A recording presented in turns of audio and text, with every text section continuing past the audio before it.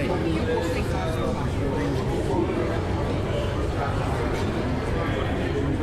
So that. Kijk, dit is voor een probeer.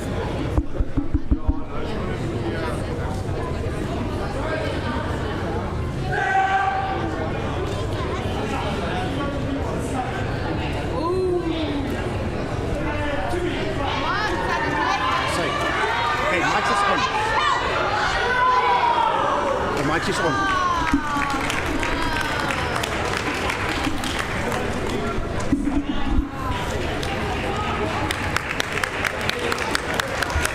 Okay. I'll say, let's start. Hey? Just sending the link. As een nieuwe YouTube. Oh, crap. Okay, wait. Just gonna send it.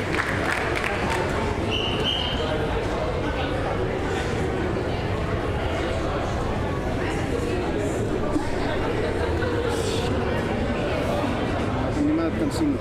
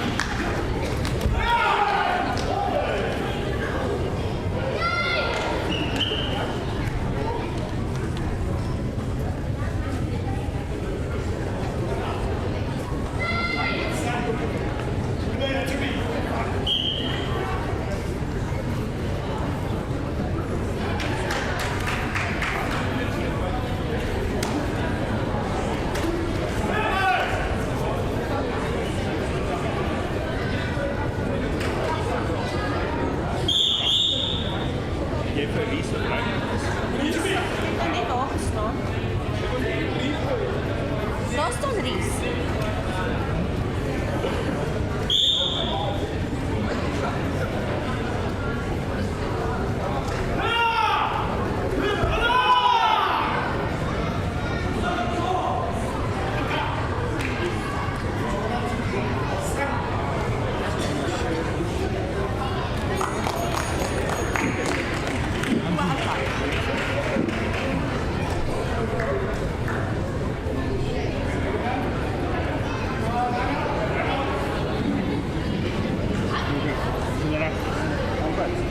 Derde keer.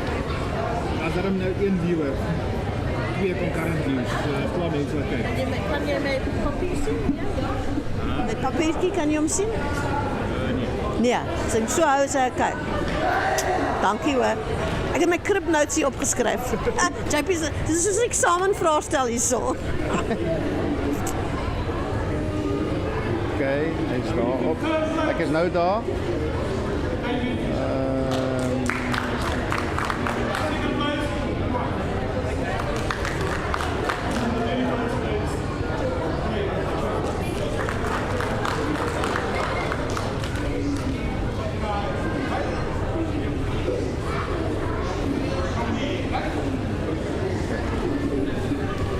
Alright, alles as ek kan nou join. Okay, kom ons doen dit net so. It's the only way we can do it now. The ones who's missing it is the ones who...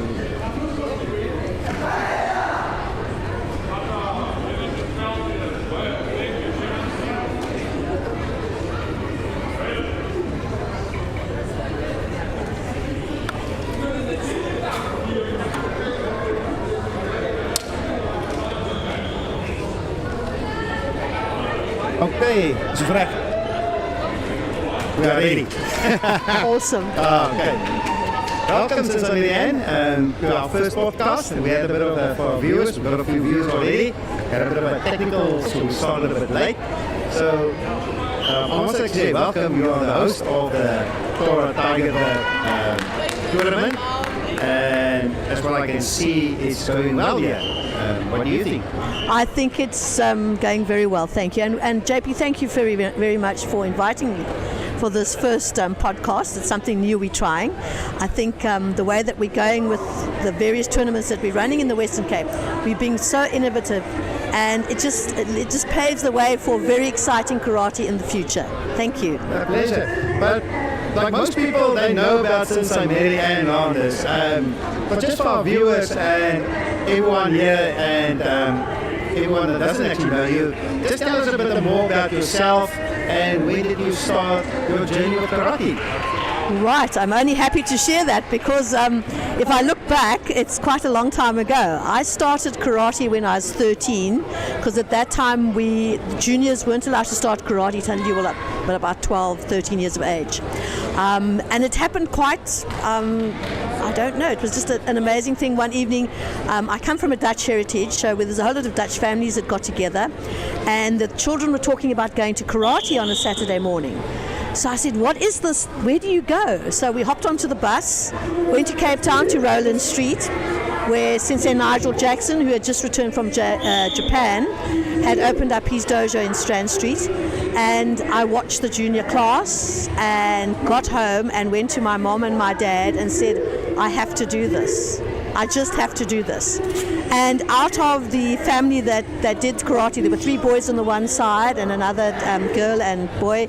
Out of the 6 of us, I'm the only one still doing karate, which is an amazing journey. So that was 1971, I started my karate journey. Thank you. Oh, I must actually share, 1971, that was the time I was born. Oh, JP, that's amazing. So yeah, I've been in karate for a long time. Yes, and everyone knows you. And I also met you a few years ago, and how we created a relationship is unbelievable.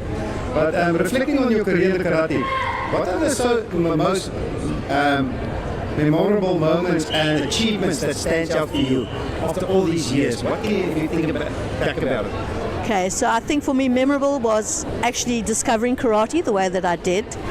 I think for me getting my shodan at about 21, we never had junior black belts, so I went basic background of karate. So I think my shodan grading. Another memorable occasion for me was going to Japan, and it was my first visit to Japan, the home of karate, and actually grading for my 5th dan there. That was quite an amazing experience for me. And I think another one that stands out for me, in 1988, I became the South African national champion for under 55 kumite. Oh, congratulations! Yes, a long time ago. That's very nice. Yeah, a long time ago. But when you spoke to me once, you said the first time, I wanted to share with the viewers when women was actually allowed to compete in karate competitions, because there was a time you were not allowed, you can only practice, but not, and you were one of the first ladies in karate history in South Africa competing. Correct. So there was a long time when we weren't allowed to compete, and then suddenly they opened up the gates to do kata only, so the ladies would do kata, allowing them to compete. And I think, yes, I'm part of the way forward. And for the ladies today, the doors are open for them to go and travel overseas, compete, something that we never could do. So it was something to start it all off and be there. We used to train with the guys. We trained hard. It was hard training, but we took the knocks and the bruises and whatever. We survived, and here we are. Now, if you look back on your career in the karate, have you seen the landscape of karate evolve over the years, especially in South Africa? And what changes and trends have you observed over the years how karate landscape has changed?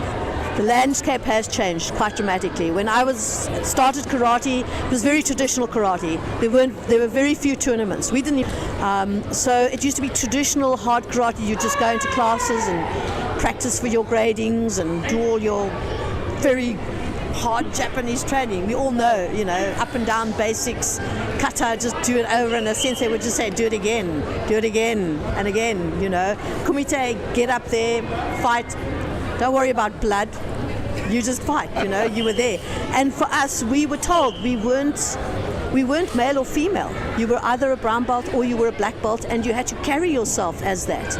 So that's one thing that's changed. With what we could call possibly the bringing in of sports karate, that's changed it a little bit. And I think a lot of people, some people find it difficult to cross over. The kiddies come in, they do the sports karate, they excel at it, but then later on when there is no more sports karate for them, then they don't know where to go, they don't know where to fit in.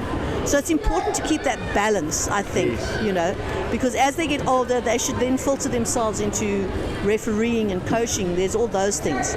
But the way that we run today with the systems that we have under the wonderful book of rules that we do, it allows people to still compete at an older age, which I think is fantastic, which I didn't have in my time. Keeping on that point, you've been to a lot of karate tournaments, even in your younger days and everything, when you first start competing. What was it like you said, what was it like back then when you compared today, when you competed? How was the competitions those days competing, and what do you look at now today, seeing how the kids are competing now? So I think the first thing that I need to look at and take note of is that there's protective gear. When we fought, there weren't no gum guards. We didn't have mitts. Those things weren't there. There weren't footies and pads and all of those good things. So we fought barefisted, and you had to have good control. If you didn't have good control, you'd go home with a split lip or a bruised chin or whatever. So yes, so the children today, or the competitors today, have quite a bit of protective gear. The competitions in those days were straight win or lose. If you lost, you were out. There were no repecharge systems like we have today. And especially with technology, how did that change for you, the way competitions are running now, and how did it influence karate tournaments, technology? The technology. I think technology has taken great leaps and bounds. In the old days, everything was handwritten. Your draw sheets were done by hand. We didn't even have computers when I was competing. That only came later. So everything was drawn up by hand, and it was a manual system, a stopwatch, and little colored pins and bobs that would be put up to show what you were scoring. Timekeeping was done with a stopwatch. You didn't know how much time was left. Coaching wasn't even really, that advanced as it is today. So yes, technology has improved, and I think it only makes the athletes or the karate participants and the coaches' job stream. I mean, this is fabulous. So people who can't come to the tournament and their children or grandchildren are competing, they might be sitting in a different part of the country or the world, they still are able to watch their grandchild, grandson, or whoever participating. So thank you for technology. Yes, you talk about live stream. It's a bit of a challenge, I think, also, because now these days, I don't know if you're going to agree with me on that, is I see some still organizations and tournaments, they still don't want to do the live streaming. I don't know for what reasons are. I think people are, especially federation heads and high-ranked referees, I think, I can be wrong to make this kind of comment, but I think they feel a bit how can I say it, scared of not getting negative comments. Tournament standard was not up to grade or this, but they want to. Certain organizations don't want to do the live streaming, and like us, this is a local regional club tournament, very successful, running 3 floors, almost 150 competitors, over 300 entries, almost 60 teams competing here, and you're not shy to showcase your standards and the skills levels to the world. So what do you think about why are certain federation heads like you in that position doesn't want to go to that length or do live streaming all their floors and that everyone can see and enjoy it? So JP, I would agree with you. I think that the live streaming can only make things better. We can look at ourselves retrospectively, look at the tournament, we can assist the judges, the coaches, the competitors, they can always look at their fights. I think people who are not doing it, they're actually doing themselves a bit of harm.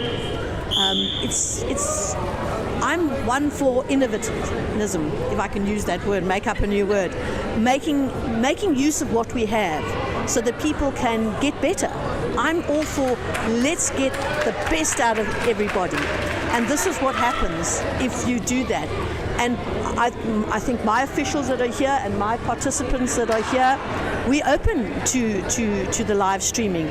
And I just feel that those who don't do it, it's a disservice to themselves and to their federations. Yeah, I totally agree with you. Now for you that have got so much experience with traditional and modern tournaments, formats, what do you think are the most significant benefits and drawbacks? Is there any drawbacks now?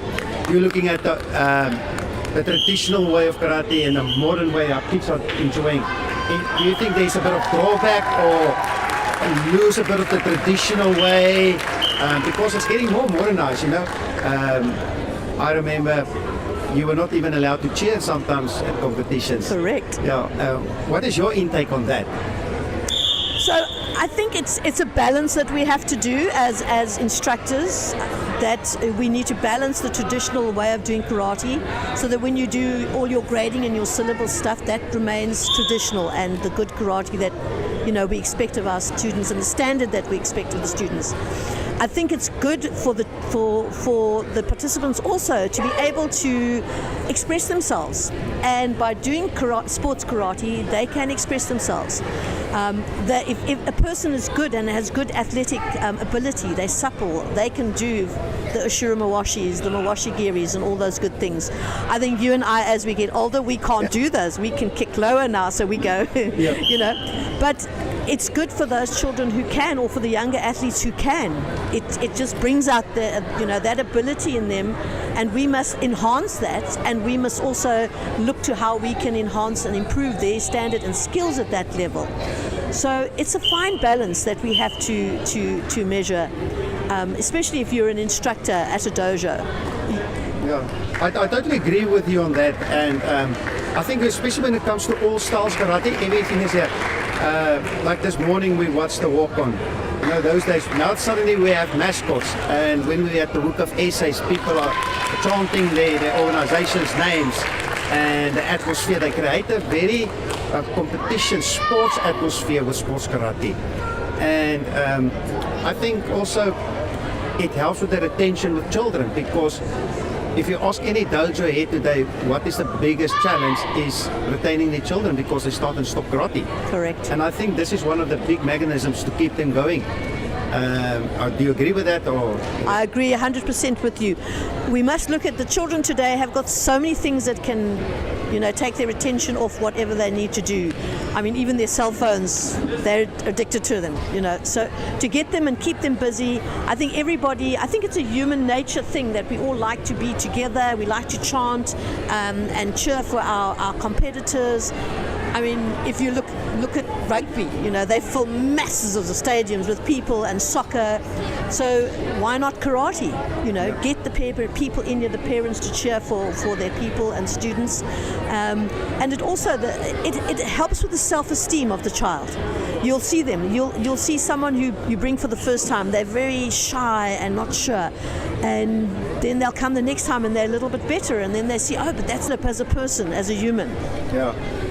Yeah, and the other thing also that came, when we used to travel, and these days when you actually see at the All-Stars, we can talk about the other federations, international federations. We are WUKF. Everyone complains that the Europeans got more competitions than us, and they get more tatami time, and that is why they accelerate at the World Championships, and we struggle. And I think our focus was, especially in Western Cape, is to create so many opportunities of competitions that if a child or competitor lose out today can't because of other commitments, he knows in 2 to 3 weeks there's another competition. Correct. And what is your intake on this, that we had so much competitions? Like last year we had about 18 in the Western Cape.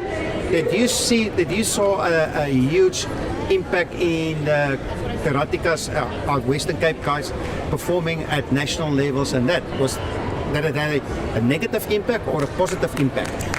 I would definitely say a positive impact. As you said, as you alluded to earlier, that the Europeans have tournaments, and they're lucky they can travel by a train or a quick plane hop, and they're there. But with your initiative of starting all the tournaments last year in Western Cape, I think we're a step ahead of the others in the rest of the country. Sorry to say, but we are having a tournament just about every month. There are 1 or 2 per month. The children, as you say, can now, if they have a school commitment, they can catch up with another one.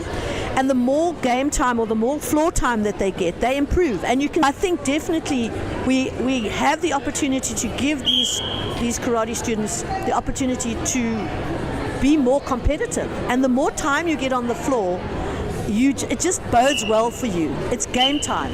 If you get the game time, you will. Then at national level, we can see the difference from last year's nationals to this year's nationals that we've just recently had in Kabeja. There has been an improvement. There definitely has. And I'm loving this, and I think the students are loving it. They're getting keen to compete. They're even starting to broaden their horizons and going to team events now, whereas they used to just Yeah, and I think with all these tournaments has created a very good relationship between even dojos and federations. We're almost like a family. We support each other. We even help each other at tournaments. It's not about we just want to win and take all the medals, and my knuckles is bigger than yours. You still get that inside the federations. We still do. We still do. We're never going to get used there.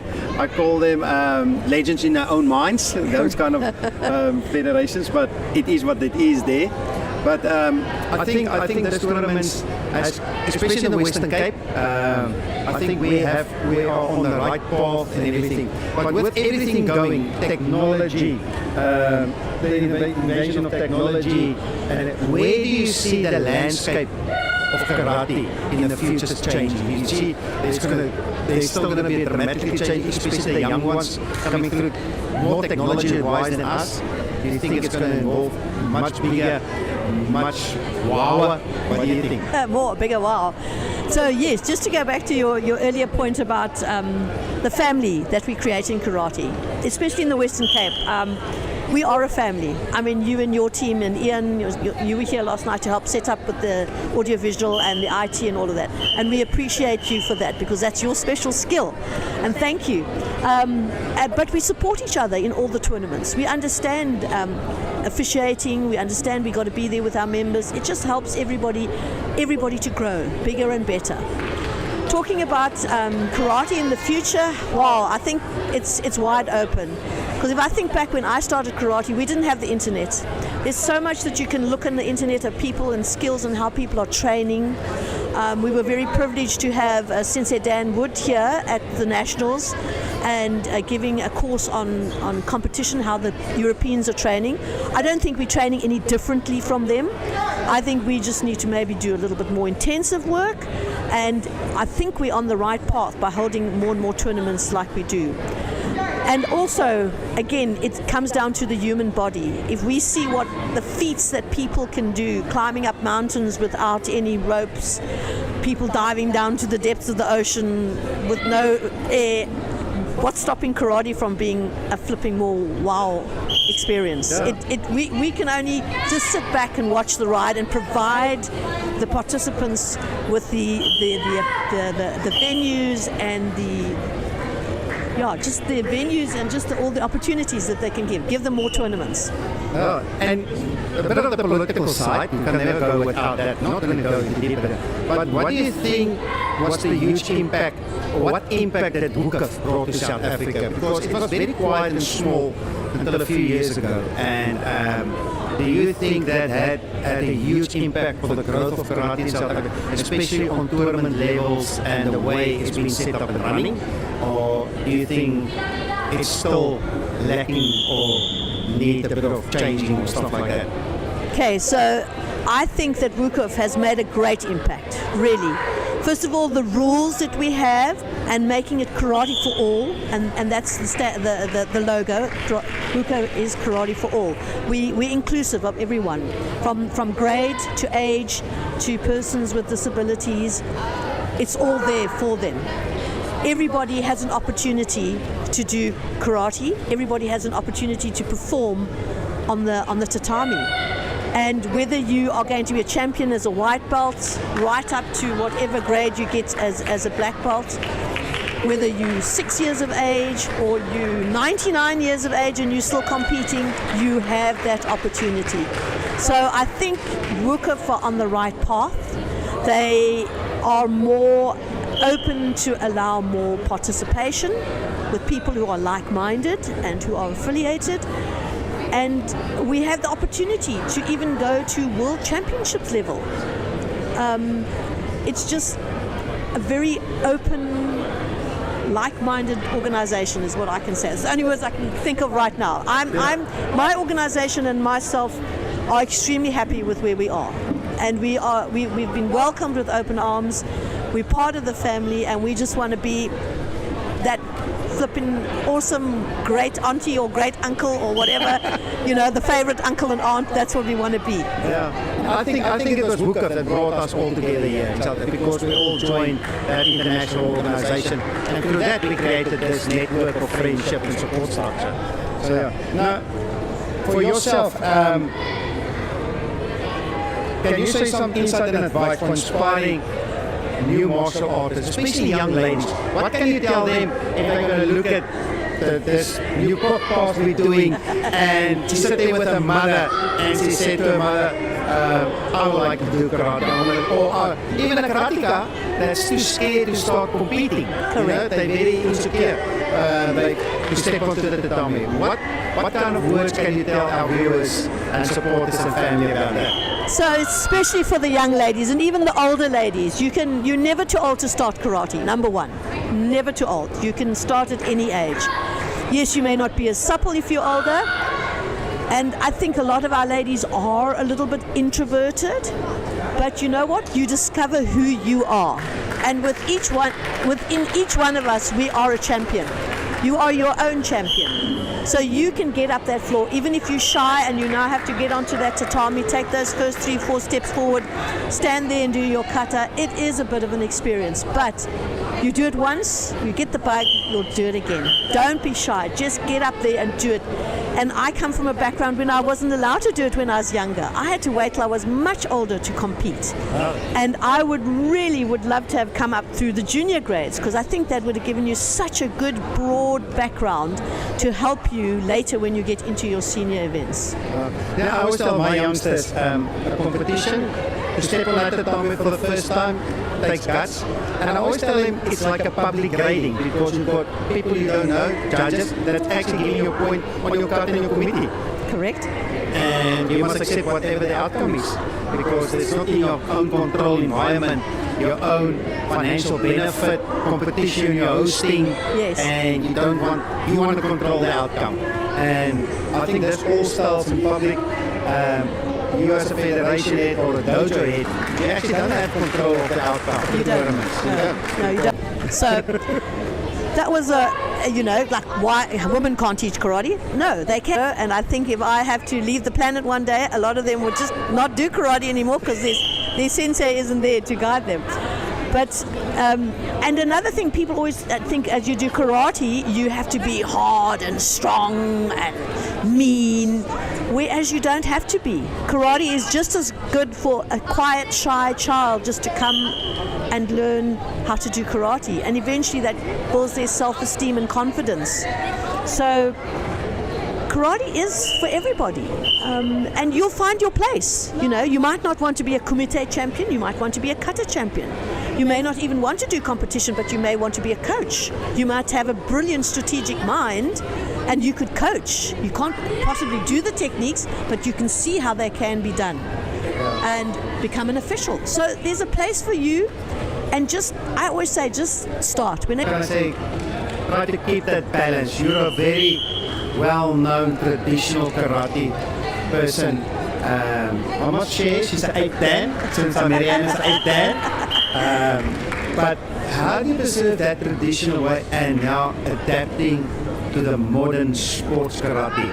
Because modern sports karate is becoming more popular because of our youngsters. And how do you balance it? How do you handle those challenges for yourself? And maybe you can give us some guidance as I'm also getting there with my and younger dojo heads that started, especially the ones who's looking at expanding their dojos, and they stick to the traditional, but they always complain they can't grow. And if you want to grow, you must adapt the modern side of sports karate. So how do you balancing it out? So the balancing, it's a bit of a fine act. So you need to know when you do your grading and your work, you need to do the tradition. Kids' brains go, oh, we have to do this, and they go, but then you change, you switch in the class. You'll have a time for them to work on footwork or whatever competition drill you can work with, and you can see them brighten up immediately again. So it's just a question of balance. So you got to just see where they are, and especially the little ones, you got to keep them busy. And the sports karate, the way that the drills that they do, they're more exciting than doing basics up and down, So, and helping people to get to the best who they are in whatever level or what sort of path of karate that they want to walk. I think karate and the kabuto is very exciting. The weapons. We did a very little bit of weapon work with when Sensei Nigel was still training with us. It's something that I would like to have explored, but we didn't have that when I grew up.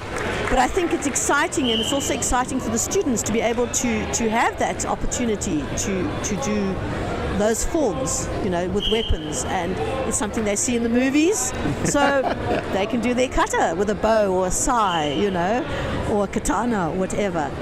So karate, I think going forward, I think we a certain age, but can you still actually do that sport? Karate is there from the day you start till the day you can't you can't do it anymore if you're lying in bed and you're ill, and that's it. But it's something that you think about every day, something that you do every day. It's, I think, just a wonderful, wonderful martial art. And I think it's so good for our children today, especially the ones, who have those sort of ADHD component to them, to get rid of that nervous energy and to get rid of all that cortisol that gets built up during the day. And I think a lot of children are under a lot of stress today as well. Yeah. And karate, I think, is a great stress reliever. So I hope, that I wish to pass off the baton to the next generation, and I hope that I've left it in a good manner, and that the baton can be passed on to the future to carry on and to make the sport grow. That's true. So we come to the end of this one, and I just want to say to Sister Mary Ann, good luck for you all.